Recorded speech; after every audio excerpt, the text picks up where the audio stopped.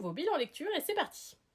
On commence chez Vega Dupuis avec le premier volume de Love of Kill que vous pouvez découvrir en animé si vous le souhaitez.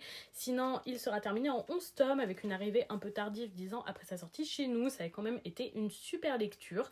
Le milieu des tueurs à gages est vraiment un milieu qui est très intéressant et très prenant. La lecture était dynamique, on a eu de beaux affrontements.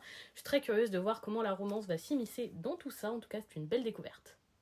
On passe chez Kurokawa avec le premier tome de Chronique de la mariée de Bretagne. Je partais très positive pour cette lecture parce que ça se passe en France et ça avait l'air hyper intéressant. Malheureusement, c'était très long à lire, trop dense, les personnages n'étaient pas particulièrement sympathiques, le rythme n'était pas très bon et ça ne me motive pas à continuer, donc je pense que je vais arrêter là. On passe chez Soleil Manga avec le 4e tome de Back from Hell qui relève un peu le niveau. Le tome précédent était un petit peu décevant, celui-là est bien meilleur. Notre personnage principal continue sa quête de roi démon qui est anciennement un humain. Une nouvelle guerre avec de nouvelles alliances se prépare, ça promet d'être plutôt intéressant et je continue par curiosité. On termine chez Kana avec le premier tome de I Cannot Reach You, donc le premier Boys Love que je vois publié chez eux et que je découvre. Un Boys Love beaucoup plus lycéen, beaucoup moins mature que ce que j'ai l'habitude de lire chez Anna ou chez Taifu par exemple. On est vraiment sur un titre un peu plus jeunesse avec une romance lycéenne qui peut s'apparenter au shoujo que j'ai l'habitude de lire.